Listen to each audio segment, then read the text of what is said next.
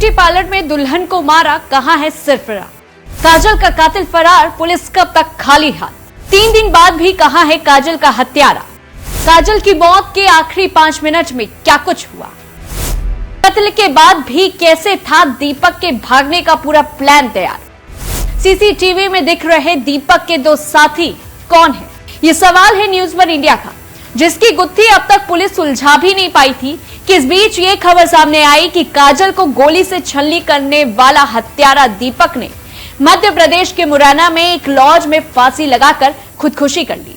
दुल्हन की हत्या के बाद से ही शख्स फरार चल रहा था, तभी से पुलिस उसकी तलाश में जुटी थी। झांसी पुलिस ने मुरैना पुलिस से संपर्क कर दर्ज मुकदमा के संबंध में जानकारी दे दी। महज कुछ ही घंटों का वक्त बाकी था जब उसकी मांग में अपने सुहाग का सिंदूर सजने वाला था। उसने बड़े प्यार से अपने हाथों में पची मेहंदी के बीच पिया का नाम लिखकर छिपाया था। मंडप सज कर तैयार था, बारात दरबार में कुछ ही देर में पहुंचने वाली थी।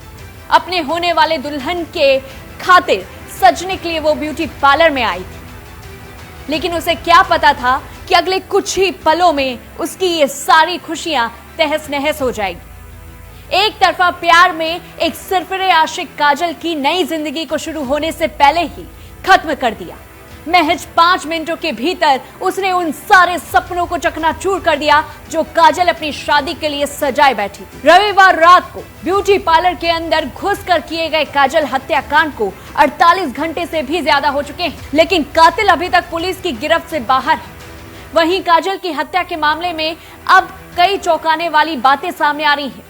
सीसीटीवी कैमरों की फुटेज को अगर देखें तो पता चलता है कि आरोपी दीपक ने काजल के कत्ल के लिए पूरी प्लानिंग तैयार कर रखी थी।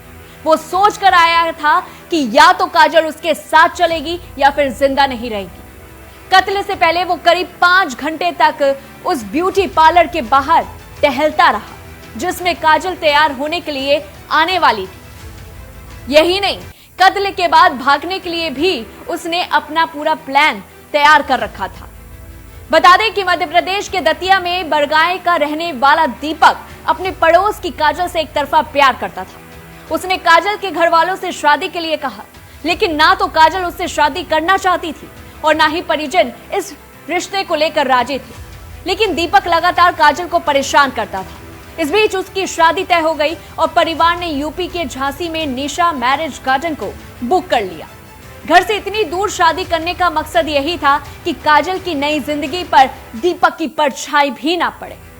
लेकिन दीपक पहले से एक खौफनाक साजिश अपने दिमाग में लिए बैठा था। बारात आने में जब कुछ ही देर बाकी थी तो काजल अपनी चचेरी बहनों के साथ पास के ही एक ब्यूटी पार्लर में तैयार होने के लिए पहुंची। अभी काजल तैयार हो ही रही थी कि ठीक 9:41 पर ब्यूटी पार्लर के दरवाजे पर बाहर से दस्तक हुई। दरवाजा खोलते ही दीपक अंदर घुसा और काजल से अपने साथ चलने के लिए कहा। काजल ने इनकार कर दिया तो दीपक उसे साथ ले जाने की जिद पर अड़ गया।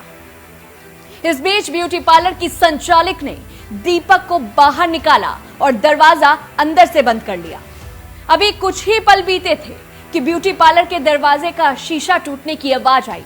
कोई कुछ समझ पाता इससे पहले ही दीपक शीशा तोड़कर पार्लर के अंदर घुस आया। घड़ी में 9:46 का वक्त। उसने काजल से फिर पूछा कि वो उसके साथ चलेगी या नहीं। काजल के ना कहते ही उसने 315 बोर का तमंचा निकाला और उसकी छाती से सटाकर गोली मार दी। गोली लगते ही काजल वहीं ढेर हो गई। आवाज सुनकर आसपास के लोग भी दौड़े, लेकिन तब तक दीपक तमंचा लहराता हुआ वहां से भाग निकला। ब्यूटी पार्लर के बाहर लगे सीसीटीवी से जो फुटेज मिली है उसमें दीपक गोली मारने के बाद सामने की गली में भागता हुआ दिखा। उसे देखकर अंदाजा लगाया जा सकता है कि उसी गली में भागने की प्लानिंग पहले से ही थी। गली के दूसरी तरफ उसकी बाइक खड़ी थी। उसने बाइक स्टार्ट की और देखते ही देखते मौके से भाग निकला। पुलिस को मिली एक और सीसीटीवी फुटेज में उसके साथ 2 युवक एक दूसरी बाइक पर भागते हुए नजर आए।